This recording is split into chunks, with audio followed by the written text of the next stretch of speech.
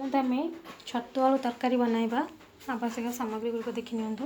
ମୁଁ କିଭଳି ପ୍ରସ୍ତୁତ କରୁଛି ଆପଣମାନଙ୍କୁ କହିବି। ପ୍ରଥମେ ଆମେ ଗ୍ୟାସ୍ ଅନ୍ କରିବା। କଡ଼େଇ ତାତିଲା ପରେ ଏଥିରେ କିଛି ତେଲ ଦେବା, ସୋରିଷ ତେଲ। ମୁଁ ପ୍ରେସରରେ ବନାଇବି। ପ୍ରଥମେ ମସଲା ସବୁ କଷି ତାପରେ ପ୍ରେସରରେ ଓଜାଡ଼ି ଦେବି। ତେଲ ହାଲକା ଗରମ ହୋଇଗଲା ପରେ କିଛି କଞ୍ଚା ଲଙ୍କା ପକାଇଦେବା, ନହେଲେ ଫ୍ଲେଭର ଆସିବ।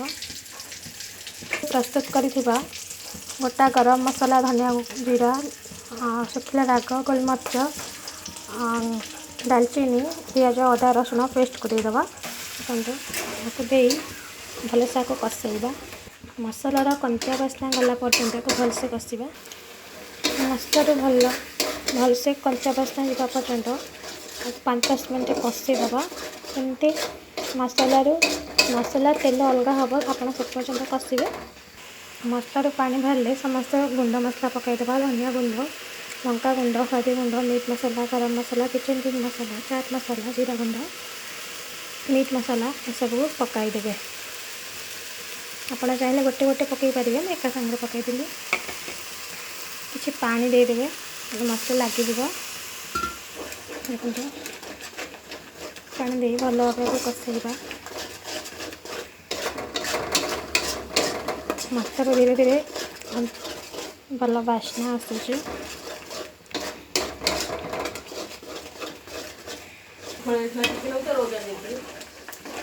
ଦେଖନ୍ତୁ, ମସଲା ଭଲସେ କଷି ହେଲା ପରେ ଆଗରୁ ଧୋଇ ରଖିଥିବା ବଟମ୍ ଛତୁକୁ ପକାଇଦେବା। ତାକୁ ଭଲସେ ମିଶାଇଦେବା। ଗୋଳେଇବି।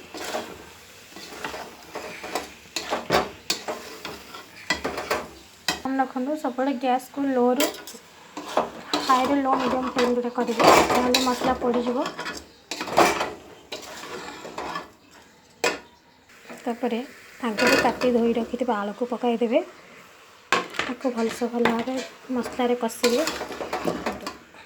ଗୋଟିଏ ଡିରେକ୍ସନ୍ରେ ହିଁ ଘାଣ୍ଟିବେ।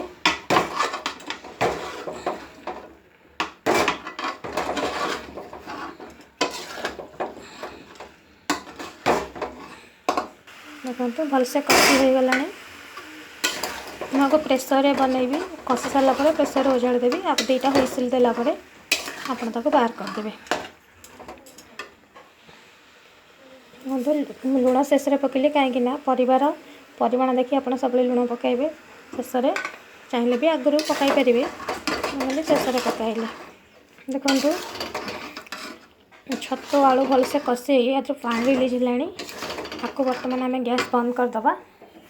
ତାପରେ ଏପଟେ ଗୋଟେ ପ୍ରେସର ମୁଁ ଗରମ କରିଛି ଲଗାଇ, ଏଇଥିରେ ଏ ଆଳୁ ଛତୁ କଷାଟାକୁ ଦେଇ ଆପଣଙ୍କ ପସନ୍ଦ ଅନୁସାରେ ପାଣି ଦେବେ, ଯେତିକି ଝୋଳ ରଖିବାକୁ ଚାହୁଁଥିବେ। ଶେଷରେ ହୋଇଗଲା ପରେ ଧନିଆ ପତ୍ର, ଟିକେ ଗୋଟା ଗରମ ମସଲା ଗୋଟା ପକାଇଦେବେ। ତାପରେ ଖାଇବେ। ଚାଲନ୍ତୁ ଏବେ ଦେଖିବା ପ୍ରେସରରେ ଓଜାଡ଼ୁଥିବା ପରିବା ଗୁଡ଼ା। ଦେଖନ୍ତୁ, ପ୍ରେସରରେ ଦେଇଦେଉଛି। ତାପରେ ଆପଣଙ୍କ ଇଚ୍ଛା ଅନୁସାରେ ପାଣି ଦେବେ। ଦେଇ ପ୍ରେସର ଲକ୍ କରିଦେବେ। 3ରୁ 4ଟା ସିଟି